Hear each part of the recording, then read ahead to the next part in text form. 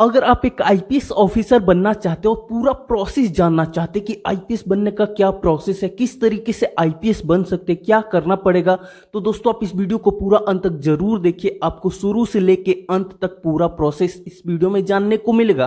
तो आइए सबसे पहले हम बता दें कि इस वीडियो में आप क्या क्या जानेंगे। इस वीडियो में हम लोग जानेंगे कि आईपीएस क्या होता है, आईपीएस बनने के लिए क्या योग्यता होनी चाहिए, आईपीएस बनने के लिए एज लिमिट क्या होनी चाहिए, आईपीएस बनने के लिए आपकी कितनी हाइट होनी चाहिए, क्या एग्जाम पैटर्न होते हैं, कौन सा एग्जाम देना पड़ेगा, क्या सिलेक्शन प्रोसेस है, अगर आप सिलेक्ट हो जाते हैं तो उसके बाद आपको कितनी सैलरी मिलेगी, किस तरीके से आपको तैयारी करनी चाहिए, पूरा A to Z इन्फॉर्मेशन आपको इस वीडियो में जानने को मिलेगा। तो दोस्तों अगर आप आईपीएस बनना चाहते हैं तो आपको थोड़ा सा समय निकाल के इस वीडियो को पूरा अंत तक जरूर देखना चाहिए, आपको बहुत कुछ सीखने को मिलेगा। बिना टाइम वेस्ट किए वीडियो को शुरू करते हैं। आइए सबसे पहले हम लोग बात करते हैं कि आईपीएस होता क्या है। तो देखोगे आईपीएस का फुल फॉर्म होता है इंडियन पुलिस सर्विस, जिसे हिंदी में भारतीय पुलिस सेवा कहते हैं। ये इंडिया का one of the most reputed job होता है। दोस्तों अगर आप आईपीएस बन जाते हैं तो आपको अधिकारी रैंकिंग की पोस्टिंग मिलती है और आईपीएस की जिम्मेवारी होती है देश की आंतरिक सुरक्षा करना।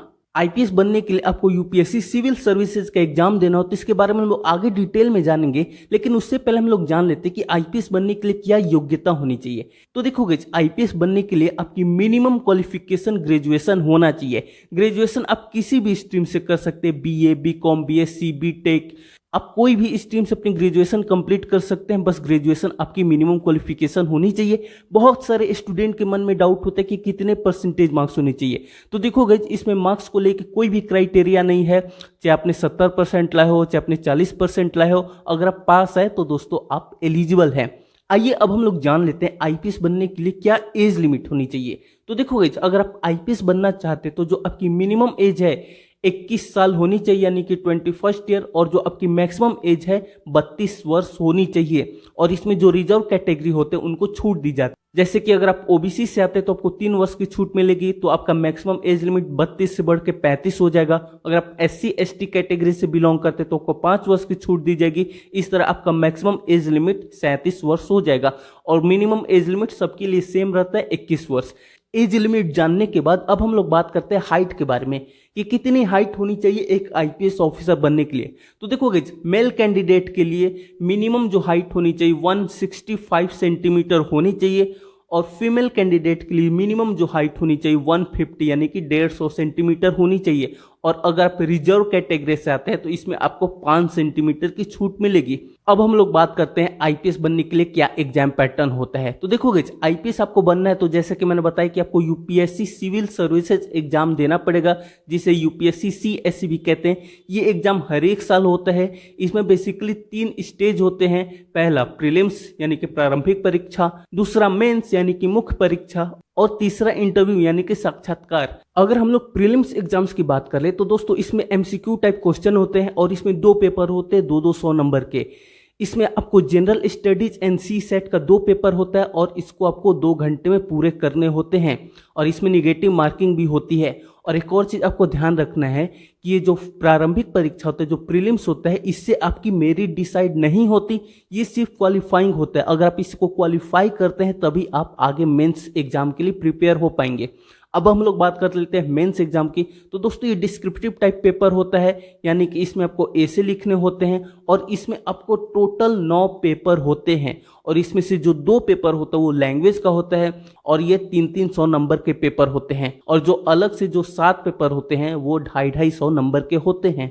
अगर आपका मेंस एग्जाम भी क्लियर हो जाता है तो उसके बाद बारी आती है साक्षात्कार की, यानी कि इंटरव्यू की।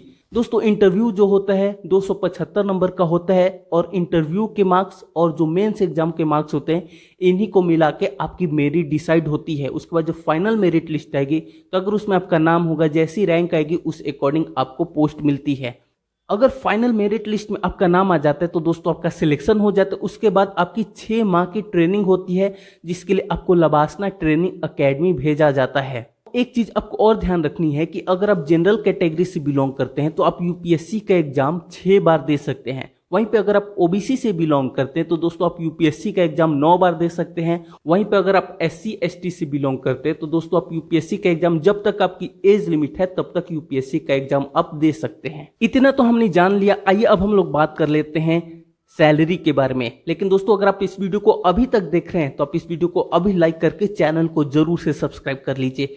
देखो गाइस, अगर आपका पूरा सिलेक्शन वगैरह हो जाता है, आपकी ट्रेनिंग वगैरह हो जाती है, तो उसके बाद जो आपकी सैलरी होगी दोस्तों, इसमें जो मिनिमम सैलरी होती है 56,100 रुपये होते हैं। ये बेसिक मैं बता रहा हूँ। इसके अलावा आपको डीए मिलता है, डियरनेस अलावेंस, एचआरए मिलता है। इसके अलावा आपको बहुत सारी सुविधाएं मिलती हैं, जैसे कि आपको कुक मिलेगा, ड्राइवर मिलेगा, आपको गार्डनर मिलेगा, आपको फ्री बिजली मिलती है, आपको फ्री फोन मिलता है, आपको गाड़ी दी जाती है कहीं आने जाने के लिए। इसके अलावा और भी बहुत तमाम तरह की सुविधाएं मिलती हैं। तो अगर आपको आईपीएस ऑफिसर बनना है तो आपको बहुत अच्छी तरीके से मेहनत करनी पड़ेगी, पढ़ाई करनी पड़ेगी, तभी दोस्तों आपका आईपीएस बनने का सपना पूरा हो सकता है। आप अपनी जनरल नॉलेज को बेहतर कर सकते हैं, क्योंकि दोस्तों जनरल नॉलेज अच्छा होना बहुत ज्यादा जरूरी है। अगर आप अपनी जीके को बेटर करना चाहते हैं तो आप हमारे दूसरा वाले चैनल को सब्सक्राइब कीजिए। उस पर मैं कॉम्पिटेटिव एग्जाम से रिलेटेड ही वीडियोज लाता रहता हूँ, आपको डिस्क्रिप्शन में लिंक मिल जाएगा।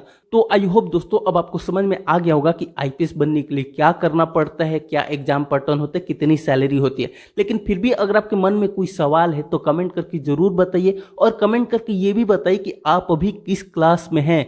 तो आई होप दोस्तों ये वीडियो आपको पसंद आई होगी। वीडियो पसंद है तो वीडियो को लाइक करके चैनल को जरूर से सब्सक्राइब कर दीजिए। आप सभी ने इस वीडियो को देखा, आपका बहुत बहुत धन्यवाद।